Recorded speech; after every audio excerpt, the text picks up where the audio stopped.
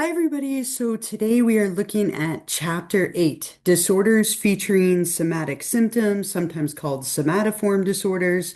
We'll look a little bit at those different kinds of disorders, including factitious disorders, psychophysiological ones, some causes, some treatments, a little bit of history covering this chapter. So when we're talking about disorders featuring somatic symptoms, soma means body. So we're looking at disorders that are affecting our body. And as a group, these disorders have gone by like a couple of different names. And so sometimes we call them disorders featuring somatic symptoms, somatoform disorders. They're kind of used a little bit interchangeably.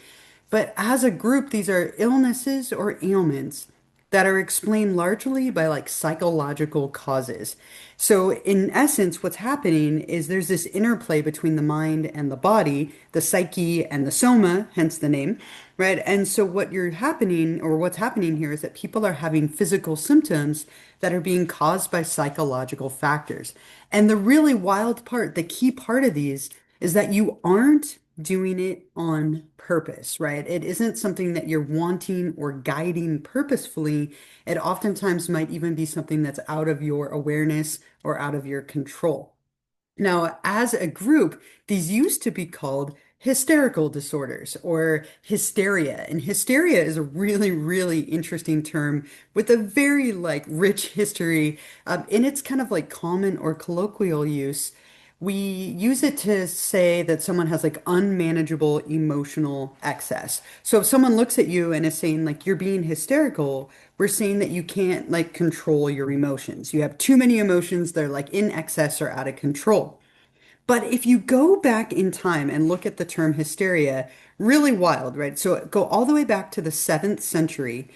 Hysteria was a medical condition that was thought to be something that only affected women and was caused by a disturbance of the uterus. Now, hysteris comes from the Greek word hystera, which means uterus. So it was thought to be this physical or medical condition that affected women because of the presence of their uterus.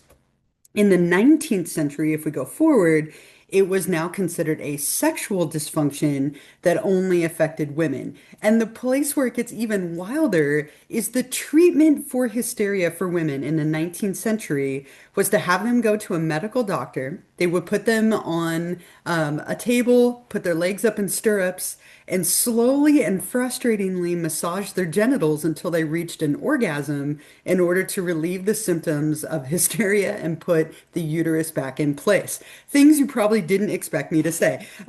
So that was the treatment. And the wild thing was that people lined up like crazy for this. The poor doctors couldn't meet the demand of all these hysterical women. And as an interesting side note, it actually led to the development of the first vibrator as a way to help these poor physicians manage all the demand that they had for this treatment. The first one was called Granville's hammer after the doctor who invented it, and it helped to treat women who had hysteria. There's a really funny, like interesting movie about this called Hysteria that came out maybe like 10, 15 years ago. But in the 19th century, it was this sexual dysfunction. It evolved a little bit. In the 20th century, French neurologist Charcot called it a psychological disorder. So we kind of get a little bit closer to where we are today. And he thought it was kind of similar to how it is now, something that Freud looked at as well. But it was a psychological disorder where people were having these emotional excesses manifest as some kind of physical symptom. And it was often treated through things like mesmerism and hypnosis, right? So as we arrive at today, we call them somatoform disorders or disorders featuring somatic symptoms.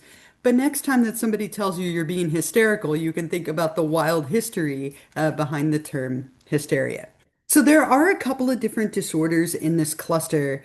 The most dramatic of them is called conversion disorder. Conversion disorder is a disorder where there is like a psychological need or conflict that becomes converted into a dramatic physical symptom. So the name conversion, think about it, it converts into something physical. And so what you see is that this tends to affect someone's voluntary motor movements, their sensory function. It's often something like blindness, loss of sensation in part of your body, unexplained paralysis. This tends to be something that appears suddenly at like a time of extreme stress. It can last like a matter of days to weeks, and it tends to be pretty rare. One common way you might see this is like going blind or glove anesthesia, where like your entire hand is numb or part of your hand. The idea here is that it's caused by something psychological. So you have psychological stress that's manifesting in like a physical way. And it typically affects like your movement or your senses, like your ability to walk or swallow or hear or see or feel something. And so if you imagine, like if you woke up tomorrow and you lost your vision, you would go to a doctor, right? You would go to a medical doctor and they would run every test on your eyes and nothing would be physically wrong with your eyes. Now, let's say that you witnessed something, you saw something really dramatic and traumatic, right? It could be that you have conversion disorder. It could be that you have converted that emotional trauma into a physical symptom. And the wild part, again, is that you are not doing this on purpose. You might not even be aware that you're doing it. And typically, once you do become aware and you work through that traumatic event, that sense or loss of whatever function tends to come back. Again, pretty rare, but it is probably the most well known of these different somatic symptom disorders. Somatic symptom disorder, the next one, is when people become like excessively distressed, concerned, and anxious about bodily symptoms that they're experiencing. So they tend to have like this disruption caused by all these different body symptoms, again, being driven by something psychological. And this can take two different patterns. It can take somatization pattern, formerly called somatization disorder. All these names are a little bit confusing, I know. But with this one, what happens is you get a bunch of like reoccurring smaller physical ailments, again, without a physical or organic cause. This is also sometimes called Bricket syndrome after the doctor who first described it back in 1859. So for this one, what you end up with is somebody has a severe pain symptom, something like maybe headaches or chest pain. They have a gastrointestinal symptom, so something like nausea or diarrhea, a sexual symptom like menstrual difficulties or erectile difficulties, and a neurological symptom, maybe something like double vision or paralysis. And again, all of them are caused by something like psychological, not by something physical. The second way that this can manifest is in pain, right? So with this one, somebody has like a severity in the onset or continuation of pain, but it's not, again, caused by something physical. It's caused by something psychological. So with every single one on this slide, with all of these different things, they are completely unintentional, sometimes unconscious. You aren't doing it on purpose. They are very, very unintentional. In contrast, sometimes people do fake having problems in order to get attention or sympathy or whatever secondary gain they're looking for. So hysterical disorders are very different than when people purposefully fake or produce a condition for a variety of reasons. Now, one example of these disorders is something called factitious or fictitious disorder. I've heard it said both ways. But with this one, someone is purposefully producing or faking symptoms in order to assume a sick role. Now, I guarantee that every single one of you has probably faked being sick or exaggerated being sick at some point in your life. Maybe it was to get out of going to school or a test or something you didn't want to go to. This is somebody who's doing it like regularly. Maybe doing this once or twice throughout your life isn't a disorder, though it could become one if it's something that you start to do with regularity. And so maybe what you have is somebody who is constantly pretending to have an issue in order to get out of something, right? When you're sick, people feel bad for you. They take care of you. You get sympathy, you get attention, and that can become really addicting for people who maybe aren't getting it through more like proper channels. And this is the technical name for this is factitious or fictitious disorder, but it's popularly known as Munchausen syndrome. And that's kind of the extreme and chronic form of this, where people are producing this, named after Baron von Munchausen, a German nobleman who was famous for his tall tales that he would tell about like how he would jump from cannonball to cannonball on the battlefield. It was named after him. And this can be something where you do this with yourself, or maybe you make somebody else sick in order to get attention, and we would call that Munchausen's by proxy. And the typical way that that manifests is maybe like a parent making a child sick in order to get sympathy and attention because you have a sick child and how horrible, I feel so bad for you. What can I do? Okay, so with everything on this slide, these are 100% on purpose, and people are doing it for some kind of gain. Now, we have a member in our family, kind of not a close member, but an extended member. Her name is Kim, and she is definitely a Munchausen's case, right? So when I first met my partner, I was meeting her family, and she was telling me all about her sister Kim, crazy Kim, right? And she's like, no, no, don't believe anything that she has to say, right? She tends to lie. And I heard this whole story from Kim about how she had like cancer of the kidneys and was going to need a kidney from my partner in order to survive. And it was so horrible. I was like, oh, that's so awful. I'm so sorry to hear that. And my partner was like, no, none of that is true, right? And like a couple of months from now, it'll go away. And it did. A few months later, it was some other medical condition, and then some other one, and then some other one, just kind of jumping from thing to thing to thing in order to get sympathy and attention. And then when she had a daughter years and years later, her daughter was in the emergency room shortly after being born. And I couldn't help but wonder, is this something now where she's making her daughter sick, this Munchausen by proxy, because people have stopped responding to her? So again, with everything on this slide, people are doing it on purpose. One other disorder featuring somatic symptoms with a slightly different presentation is illness anxiety disorder, which used to be called hypochondriasis. This is a disorder where people mistakenly fear that little minor changes in their physical functioning indicate a serious disease. So you're preoccupied with every little thing going on with your body, thinking that you have a serious illness, right? And so you have a lot of anxiety about your health. You do a lot of excessive health related behaviors, right? We're preoccupied with this and it's chronic. It's something that is at least 6 months, probably more.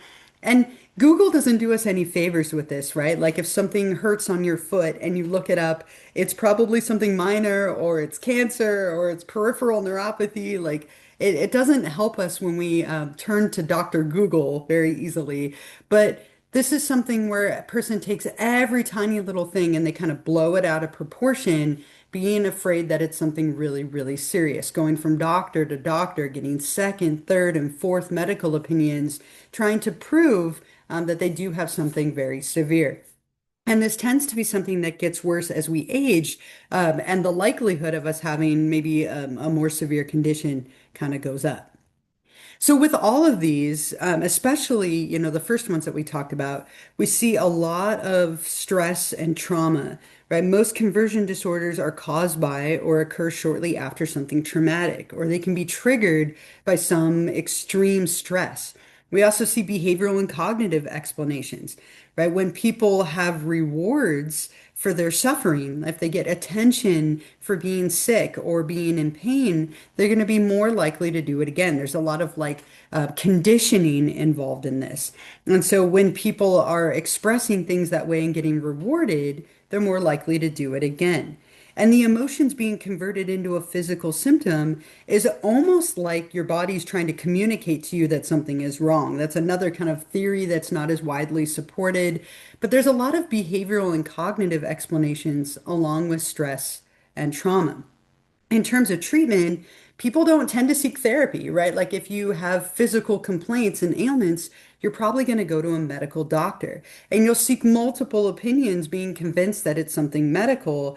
So oftentimes it takes a little bit to get to like the root of one of these disorders. What's maintaining it? What is conditioning and reinforcing it?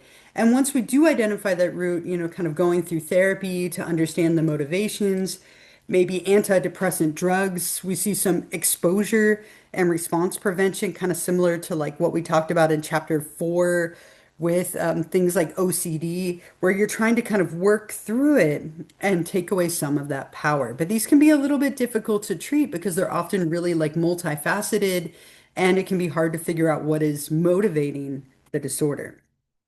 There's also some kind of smaller and more common ones.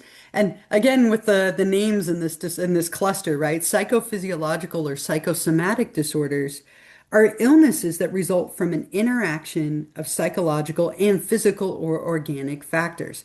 So, with these ones on this slide, there are physical things going on, but they can be made worse by psychological factors. And these are really, really common things. They interplay with stress, which is why a lot of doctors will look at your mental health if you are struggling with one of these things.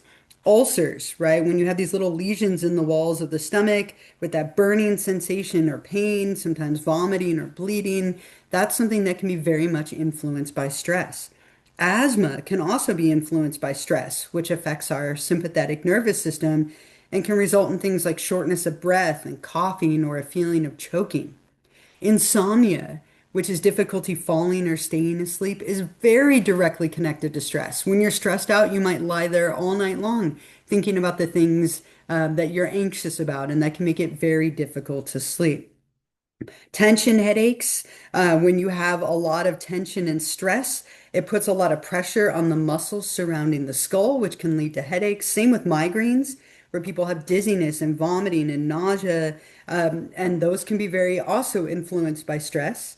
Hypertension or high blood pressure, consistent stress or anger or even depression can contribute, along with a lot of physical factors like obesity and smoking and poor health. Coronary heart disease is illnesses of the heart, and frequent or chronic stress that damages the heart and blood vessels, causing a lot of like cortisol, which is our stress hormone, can also play a really big part in that. So, again, with everything on this slide, we're looking at the interplay of there being physical factors present, but they're being made worse or exacerbated by psychological ones. Lots of discussion about what contributes to these like psychophysiological illnesses. One theory that doesn't have a lot of support to it is a very flawed experiment that was done, but it was related to this idea that there are different personality types, which can then correlate to higher levels of stress.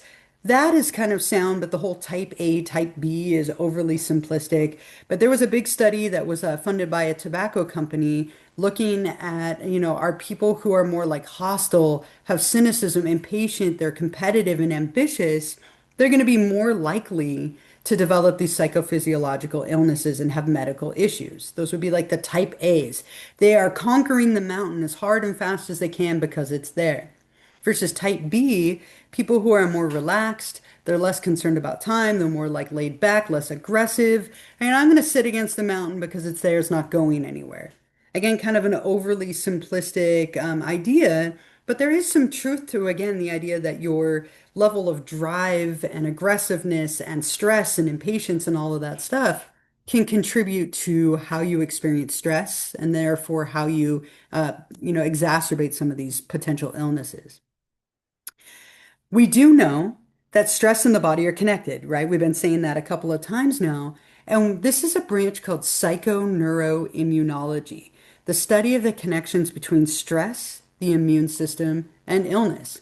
And sadly, when we are super stressed out, because stress creates a lot of need in the body, it creates this competing need with the immune system.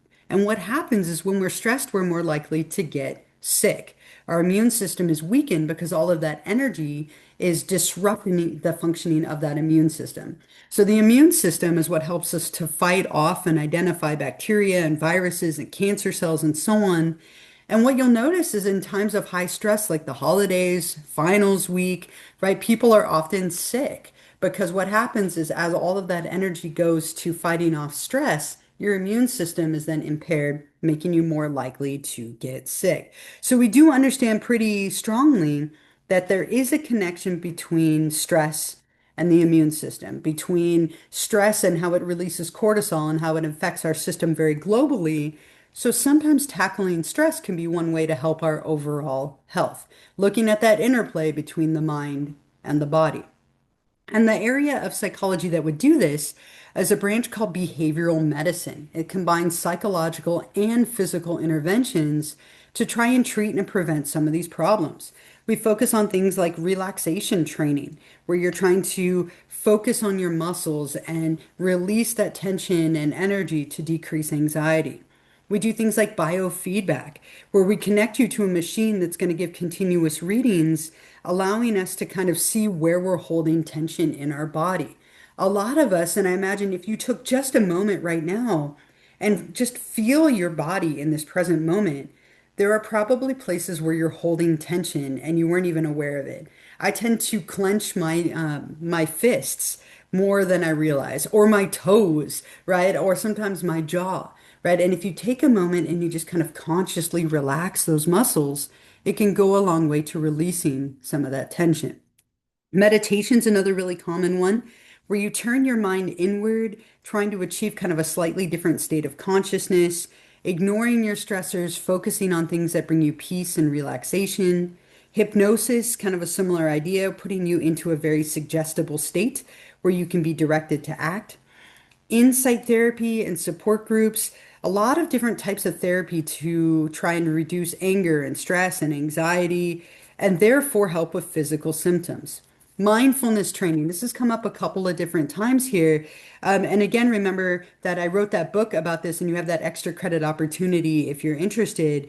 I have a bunch of different mindfulness exercises in that book, and doing something like paying attention to the current moment or visualizing something or focusing on your breathing, they bring you to the here and now instead of focusing on all the anxiety and stress and things going on in your life. And that can be really, really helpful. There's a lot of different things like aromatherapy, right? Where we can use different essential oils to help us. It's a very like herbal medicine kind of thing where we're inhaling these scents in order to kind of create an impact on our mood. There's a bunch of different apps. Calm is a really, really great one. So is Headspace. A lot of them are free and they have like guided meditations and visualizations and relaxation exercises. All these different things can be wonderfully helpful for focusing on taking care of ourselves, right? And I feel very much like my therapist when I say don't forget to practice self-care, because taking care of yourself and doing mindfulness and all the things on this slide, even if it's taking 5 minutes to just breathe or listen to a song that you like and being present within it, all those little things can help to reduce our stress and therefore help to improve our physical condition along with our mental one. So that is everything for chapter 8. I'm going to post a couple of like links underneath this lecture video if you're interested in like trying out a little visualization exercise. Also a reminder about the extra credit with the self-care and mindfulness, which is directly connected to this. And yeah, that's it for chapter 8.